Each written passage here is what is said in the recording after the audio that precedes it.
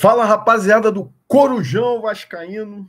Estamos aqui com o nosso vídeo noturno, com aquelas gostosuras, né? Notícias maravilhosas, espetaculares do Vasco da Gama, né? Quem acompanha os nossos vídeos, no vídeo de ontem, onde a gente falou de especulações em relação a técnicos, né? Nós falamos aí do Gustavo Quinteiro, né, técnico lá do Vélez Sarsfield. Vélez, né? O segundo nome é meio complicado de falar, né? O Vélez, da Argentina. Né? Falamos também, né, do Antônio Oliveira, treinador português. E eu falei aqui, né, até comentei assim, ainda não estão falando desse técnico, mas eu sei que recebeu uma sondagem. Falei do Fábio Carille. Né? Talvez tenha sido aí um dos primeiros canais a trazer o nome do Fábio Carille. O fato, meus amigos, é que o negócio avançou numa velocidade absurda. Notícia ruim no Vasco anda rápido. Pode reparar. Quando é notícia boa, né? Pô, estão querendo contratar o fulano de tal, que é bom. Porra, o negócio se arrasta pra caramba e normalmente dá errado. Agora, notícia ruim é numa velocidade impressionante, né? Contratação do Fábio Carille, para mim, né, no vídeo de ontem eu comentei qual é o time que nós vamos ter. Isso vai definir muito se o Carille vai vir ou não. Para mim ficou claro. O time que nós vamos ter esse ano é um time à cara do Carille. Fraco. Time retranqueiro. Um time sem velocidade.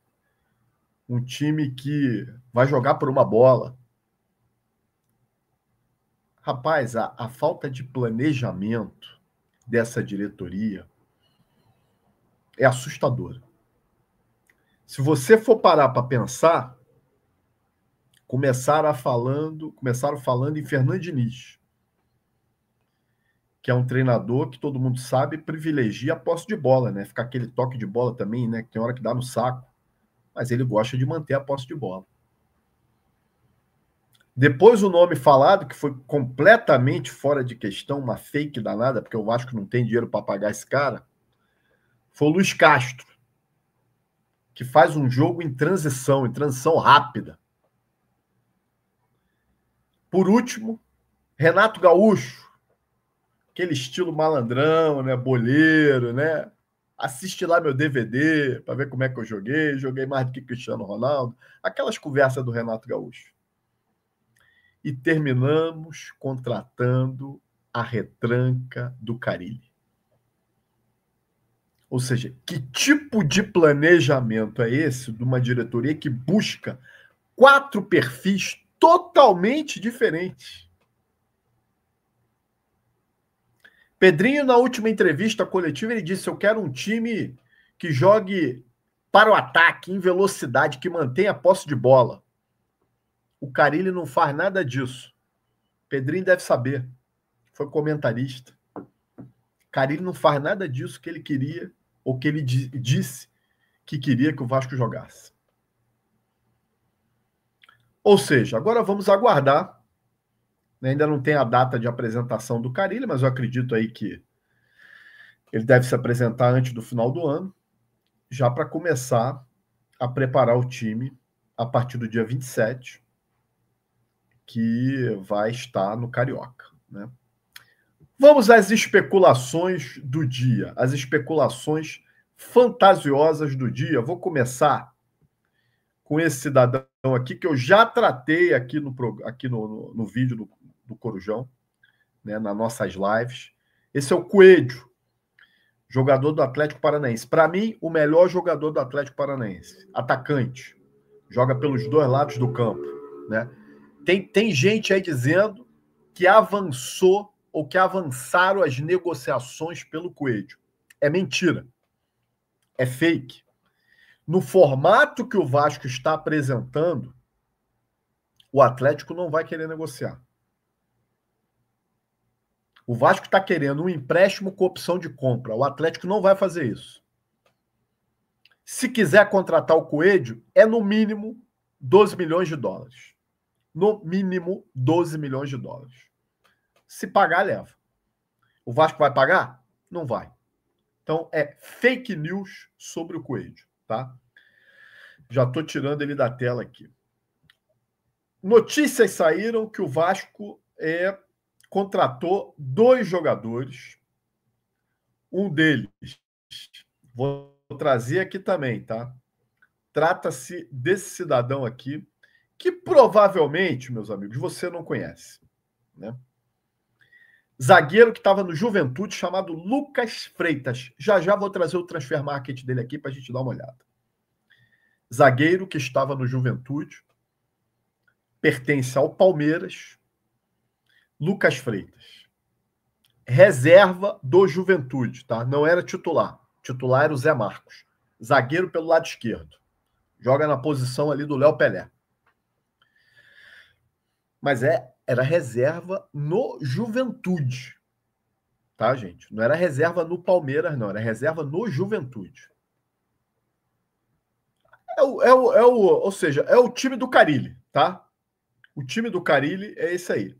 Vamos trazer aqui o transfer market do glorioso Lucas Freitas. Vamos botar na tela aqui para a galera, para a gente poder ver junto, tá? Tá aí.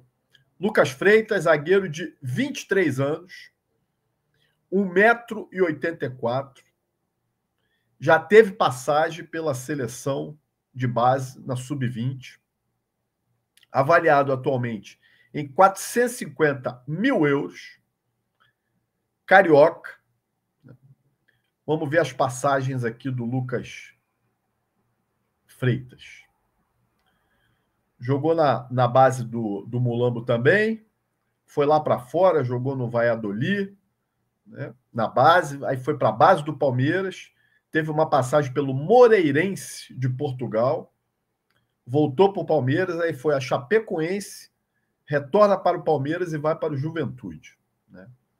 E esteve lá. O Juventude até queria manter o zagueiro, tá? Mas o Palmeiras disse que a proposta do Vasco foi superior. Eu só espero que não seja com aqueles salários astronômicos que a gente já viu aí que alguns jogadores ganham, né? Contrato de 3 anos, tá? Pelo Lucas Freitas. Numa futura negociação dele, 50% do Vasco, 50% do Palmeiras.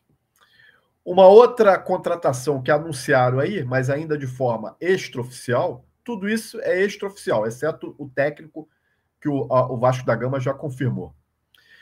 Trata-se do meio-campo, que atualmente está no Botafogo, Tietê. O que eu acho do Tietê? Cara, o Tietê já viveu momentos melhores, né?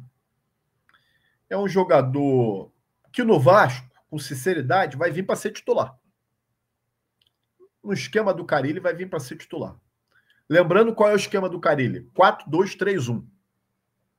4-2-3-1. Tietê é um jogador que tem uma valência de jogar em várias posições. Já atuou de primeiro volante, já atuou de segundo volante, já atuou de terceiro homem de meio campo, já atuou de lateral direito. Eu gosto, nesse ponto eu gosto de jogadores assim, que não atuam somente em uma posição, que ele pode ser usado e se dispõe principalmente a ser usado em várias posições. Eu acho que o Tietê é uma boa contratação dentro das nossas possibilidades. Eu acho uma boa contratação, né? A gente tem jogador melhor que o Tietê ali, que atua naquela posição. O Hugo Moura é melhor que o Tietê? O Cocão é melhor que o Tietê?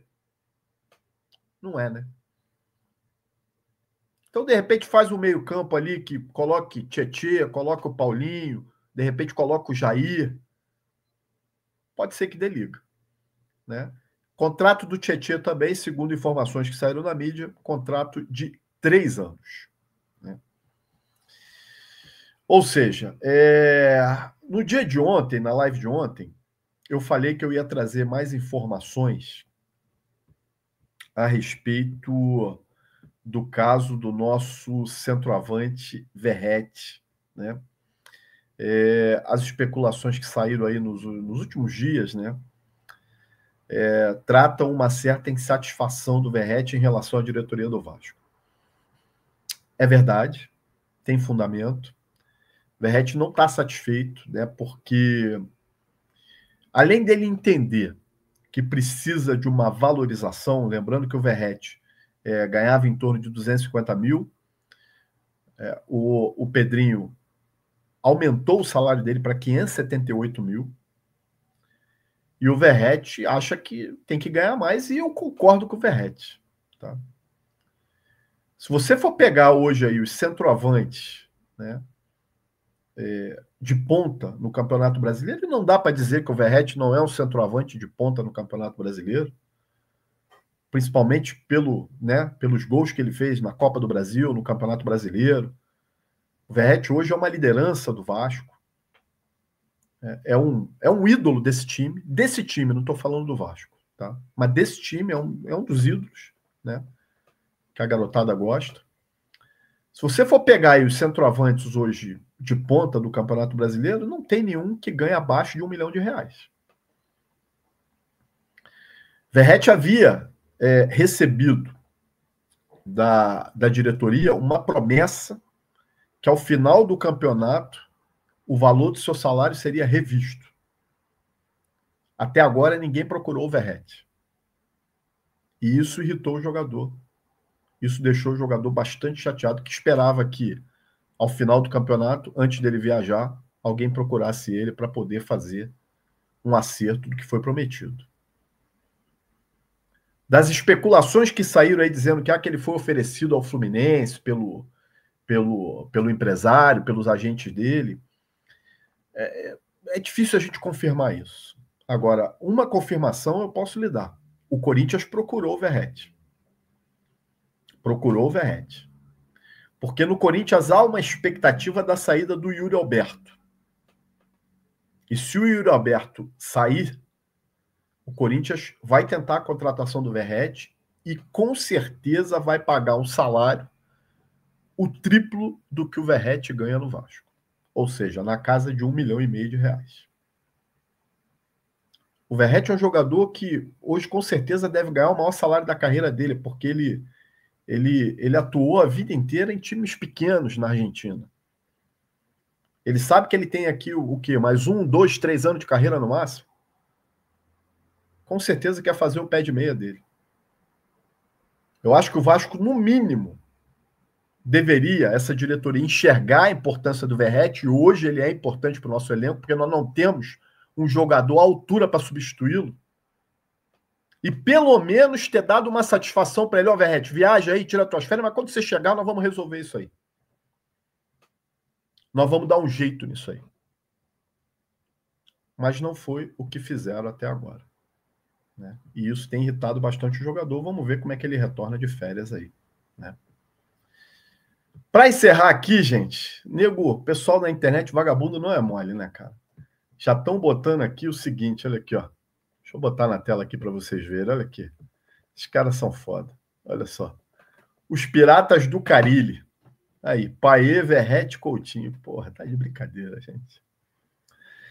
Pessoal, vamos em frente. Vamos rezar pro Carilli dar certo. Se você gostou do vídeo, deixa seu like, se inscreva no Corujão, tá bom, rapaziada? E compartilha. A luz até apagou aqui. Um abraço para todos, até a próxima.